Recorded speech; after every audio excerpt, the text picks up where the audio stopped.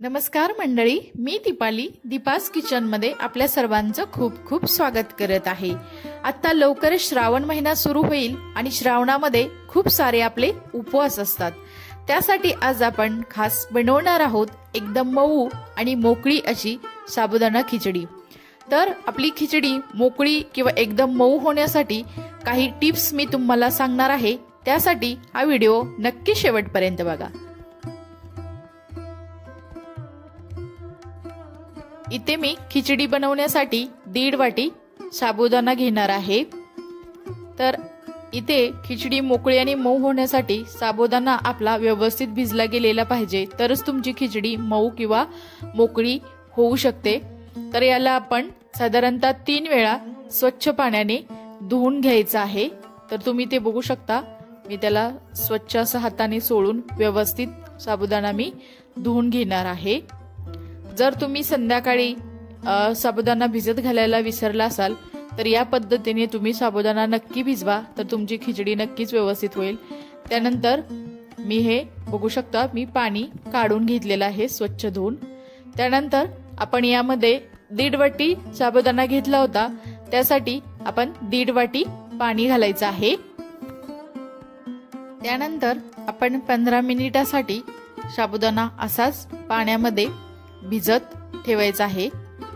तर आपण त्याला आता असं झाकून ठेवूयात आणि आता तुम्ही ते परत बघू शकता, 15 मिनिटांनंतर आपला साबुदाणा जरा व्यवस्थित भिजला जातो।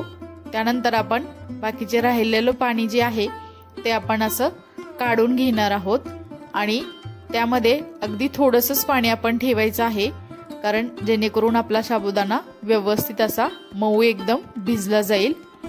तर तुम्ही ते बघू शकता, मी थोडंसंच पाणी ठेवलं आहे आणि त्याला आपण आता 4 तास असं भिजत ठेवूयात।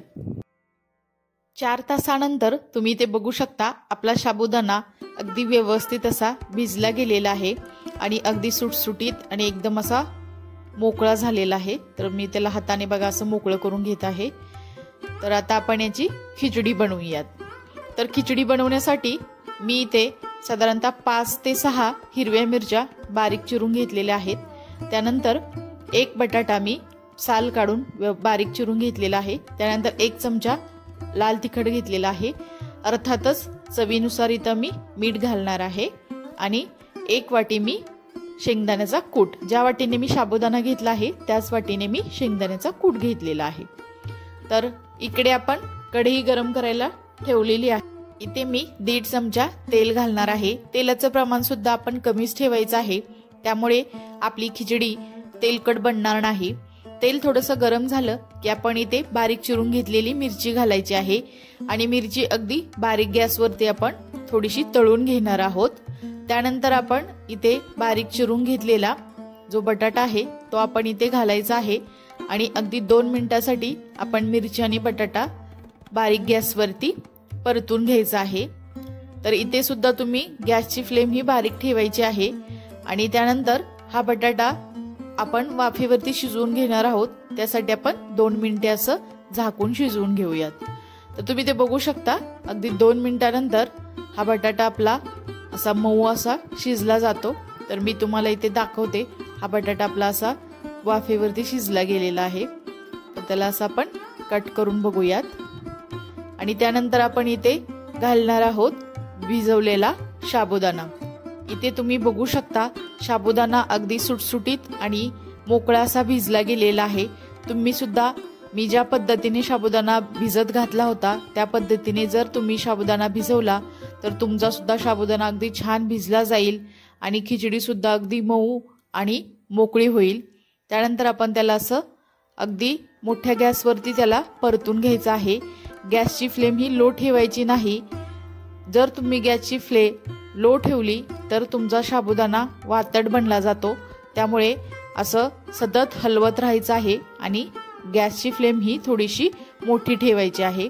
तर तुम्ही बघू शकता, मी त्याला असं इथे हलवून घेत आहे। त्यानंतर मी इथे 1 वाटी शेंगदाण्याचा कूट घातलेला आहे। त्यानंतर आपण इथे 1 चमचा लाल तिखट घालणार आहोत आणि लाल तिखट घातल्यानंतर आपण खिचडी अगदी व्यवस्थितपणे हलवून घ्यायची आहे, त्यामुळे शेंगदाण्याचा कूट आणि तिखट खिचडीमध्ये सर्वत्र लागलं जाईल। तर इथे तुम्ही बघू शकता आपण सर्व मिक्स करून घेतल्यानंतर आपण चवीनुसार यामध्ये मीठ घालायचं आहे आणि एक छान अशी 4 ते 5 मिनिटासाठी लो फ्लेम वरती आपण मस्त अशी वाफ काढून घेणार आहोत।